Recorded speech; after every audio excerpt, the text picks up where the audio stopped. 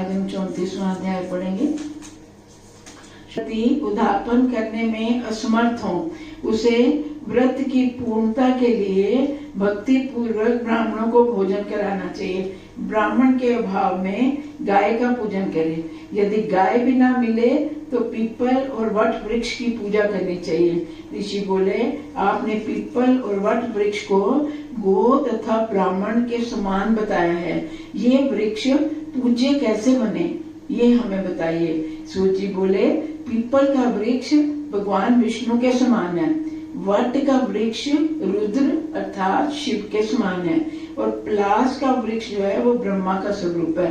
मनुष्यों द्वारा इनका दर्शन स्पर्श पापनाशक कहा गया है, तथा दुख विपत्ति व्याधि एवं कुछ आदि रोगों से भी निश्चित मुक्ति मिलती है। ऋषि बोले, ब्रह्मा विष्णु शिव वृक्ष तत्व को कैसे प्राप्त हुए, ये हमें बताइए। हमें बड़ा आश्चर्य हो रहा है। सूत जी बोले, एक बार शिव जी और पार्वती को सूरत करते हुए देखकर ब्राह्मण वेशधारी अग्नि ने विघ्न उत्पन्न किया था। तब सूरत के मुख में बाधा पड़ने के कारण क्रुद्ध हुई पार्वती ने तीनों देवताओं को श्राप दिया। पार्वती बोली, कीड़े मकोड़े तक सूरत का सुख को जानते हैं, तुमने मेरे उस सुख में बाधा डाली, अच्छा तुम वृक्ष हो जाओ। सूत जी बोले, इस प्रकार पार्वती के क्रुद्ध होकर वह शाप दिया और ब्रह्मा विष्णु शिव तीनों ही वृक्ष तत्व को प्राप्त हो गए। श्री विष्णु गया में पीपल के रूप में, शिव प्रयाग में अक्षय वट के रूप में।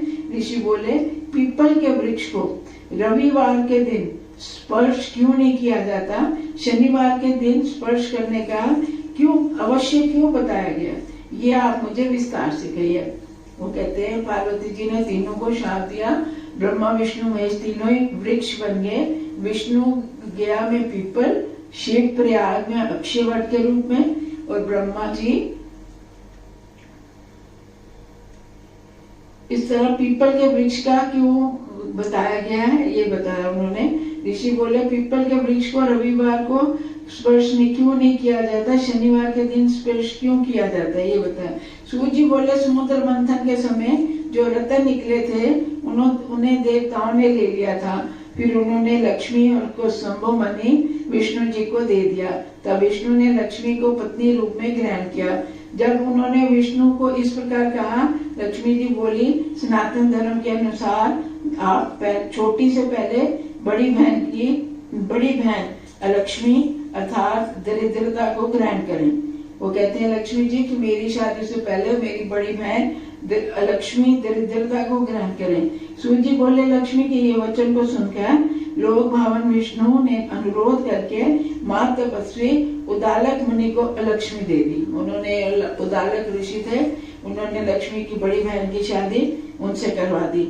अलक्ष्मी बड़े स्थूल शरीर वाली, विशाल मुख वाली, रात्रि के समान काले रंग वाली, लाल नेत्रों वाली और पीले केशों वाली थी। विष्णु भगवान की आज्ञा अनुसार मुनि ने उसे अंगीकार करके अपने आश्रम में ले गए।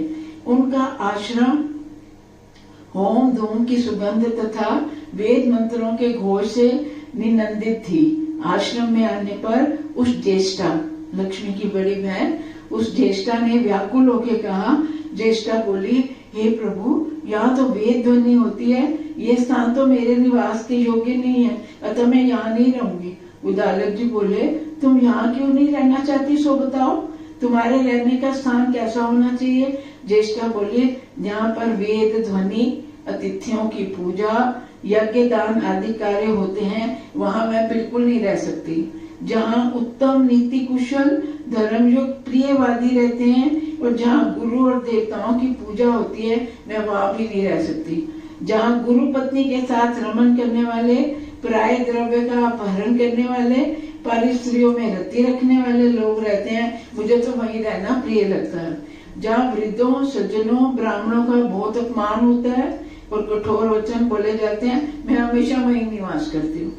सूत जी बोले, दरिद्रा के ये वचन सुनकर ऋषि बहुत व्याकुल हो गए और बोले, मैं तुम्हारे लिए ऐसे ही स्थान को ढूंढूंगा, घबराओ नहीं। फिर उदालक ने लक्ष्मी को इस प्रकार कहा। उदालक बोले, जब तक तुम्हारे आवास योग्य स्थान को मैं ढूंढ के ना लौटूं, तब तक तुम इस पीपल के पेड़ के नीचे बैठी रहो। उसको पीपल के नीचे पेड़ के लिए बिठा के आप चले गए कि मैं तेरे लिए स्थान ढूंढूंगा जिसमें तू रहना चाहती है। सूत जी बोले, ये कहकर लक्ष्मी पीपल के वृक्ष पर बिठाकर उदालक ऋषि चले गए। वह निरंतर प्रतीक्षा करती रही, परंतु मुनि के दर्शन नहीं हुआ। पति द्वारा त्याग दिए जाने पर अत्यंत दुखी होकर रोने लगी। उसके रुदन को जब वैकुंठ लोक में लक्ष्मी जी ने सुना तो व्याकुल होकर विष्णु जी से कहा। लक्ष्मी जी बोली, हे प्रभु, मेरी बहन पति द्वारा त्याग दिए जाने पर बहुत दुखी है, अतः यदि मैं आपको प्रिय हूँ तो आप चलकर उसे शांत कीजिए। सूजी बोले, तो कृपालु भगवान लक्ष्मी जी को साथ लेकर लक्ष्मी के पास आए उस पेड़ के नीचे और उसे आश्वासन देते हुए इस प्रकार बोले।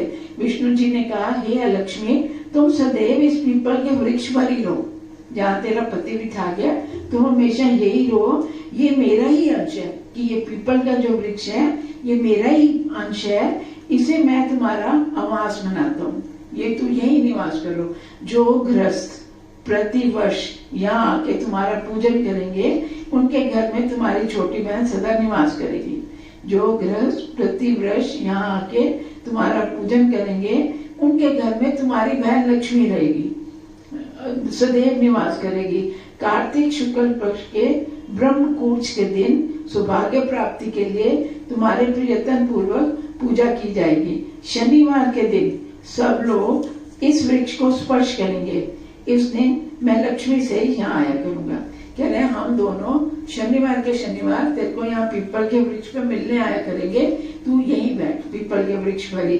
ब्रह्म कूच व्रत से शनिवार के दिन जो व्यक्ति पीपल वृक्ष पे स्नान कराएंगे, मतलब जल चढ़ाएंगे, उसपे चंदन आदि चढ़ाएंगे, पूजा प्रदक्षिणा करके सूत लपेटेंगे, ये ज्येष्ठा, उस पूजा से मेरी और लक्ष्मी की पूजा होगी। जो शनिवार को पीपल की पूजा करता है वो मेरे को और लक्ष्मी को मिलती है। पीपल का वृक्ष मूल में ब्रह्मा खरू, पीपल का वृक्ष मूल में ब्रह्मा रहते हैं, उसके बीच वाले हिस्से में विष्णु रहते हैं तथा उसके अगले भाग में शिव रहते हैं, अतः इसे नमस्कार है। ये कहते हुए पीपल की पूजा तथा स्पर्श शनिवार के दिन करना चाहिए। अन्य वारों में पीपल को स्पर्श करने वाला मनुष्य दरिद्री होगा। जो लोग पीपल की पूजा करेंगे मैं उन्हें उत्तम गति दूंगा, ये कहकर भगवान अंतर्ध्यान हो गए। सूत जी बोले, जो मनुष्य इस वृत्तांत को पवित्र हृदय से सुनता अथवा सुनाता है वह तीर्थराज प्रयाग तथा बद्रिका आश्रम की यात्रा का फल पाता है। ये व्रत विष्णु जी को प्रिय, समस्त पापों को नाश करने वाला, श्रेष्ठ पुत्र पौत्र तथा धन धान्य आदि की वृद्धि करने वाला है। जो मनुष्य इस व्रत को नियम पूर्वक करता है उसे तीर्थ सेवन की क्या आवश्यकता है। इति श्री पद्म सुराने कार्तिक मास महात्म के अंतर्गत अश्व तटवट उपाख्यान नामक 34वां अध्याय समाप्त हुआ। बोल श्री कृष्ण बलदेव की जय।